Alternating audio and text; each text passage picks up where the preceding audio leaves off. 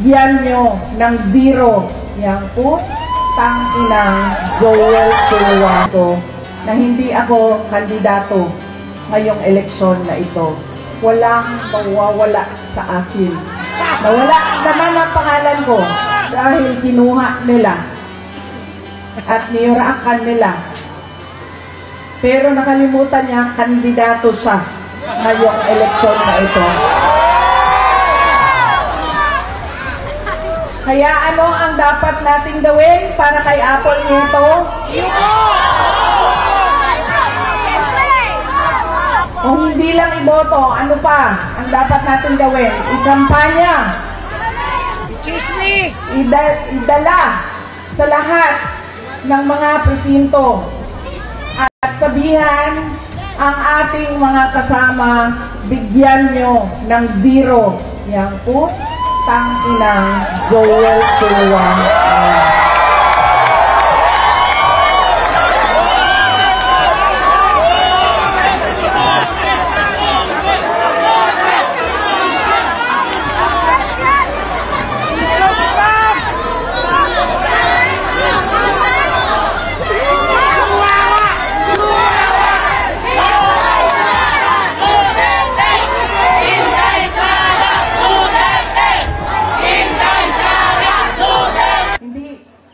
Para kay Joel Chua ito, antay ka.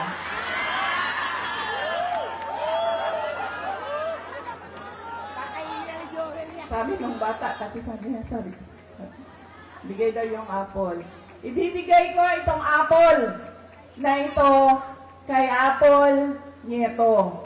Ma'am, saksak mo ito sa bibig ni Apple Chua hanggang sa kanyang lalamunan, hanggang siya ay mamatay. Apple na yan. Ibigay mo kay Snow White Joel Chua. Alam niyo,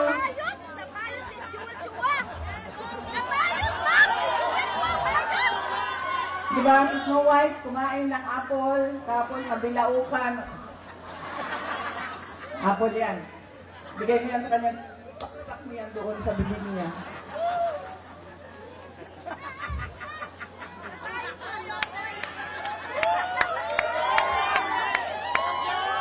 Yan yung si Joel Chua ba?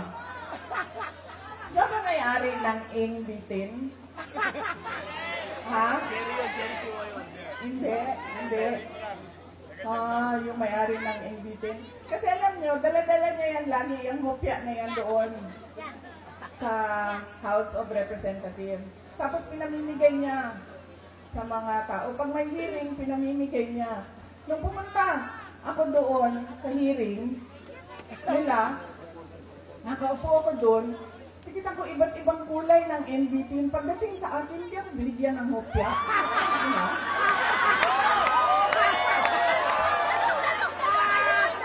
Parang hindi ako nagugutom. Hindi ako karapat-dapat bigyan ng hopya. Tapos,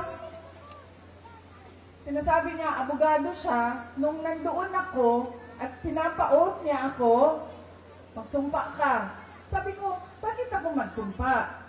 Nakalagay sa rules ninyo, ang manunumpa lang ay witness. Hindi naman ako witness dito. Resource person ninyo ako. So, bakit ako manunumpa? Ibobo siya!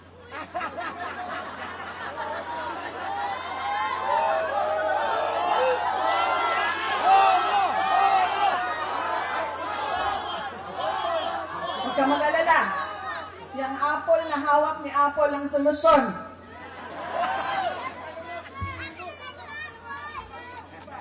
Tapos, o sige na. Huwag na yan si Inday Sara. Hindi sumasagot.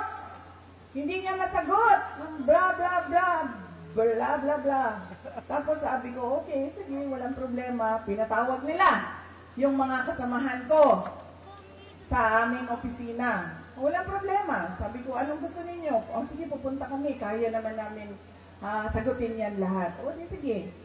Pagdating doon, kinulong na niya yung isang kasama namin, si Yusek Lopez. Nagalit na ako. Dahil ako naman yung hinahabol ninyo. Ako yung gusto ninyong paalisin. Ako yung gusto ninyong sirain. Bakit nyo dinadamay yung mga kasama ko sa opisina? Sinabi niya, pasensya na. Sinabi niya sa kapatid ko, pasensya na, sabihin nyo sa kanya. Dahil lahat naman tayo dito, sundalo lang. Kayo, sundalo kayo, kami, sundalo kami ni Martin Romualdez. Uy, hindi lang buwaya, sir. Tambalus-lus yun na buwaya.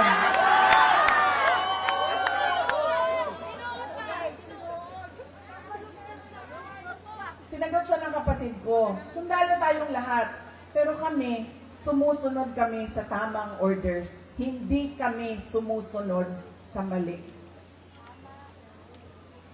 Yan! Hindi ko nga alam kung paano niya napili yan si Joel Chua, pero nasabi na sa akin.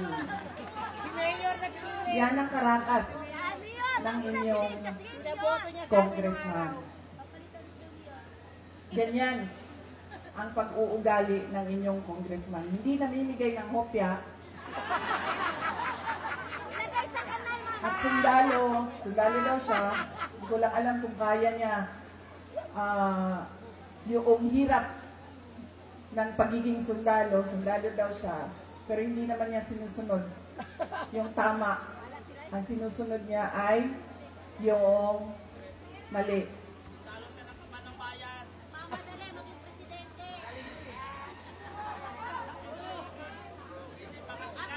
Nakalimutan ni Joel Chua nung sinisira niya yung pangalan ko na hindi ako kandidato ngayong eleksyon na ito.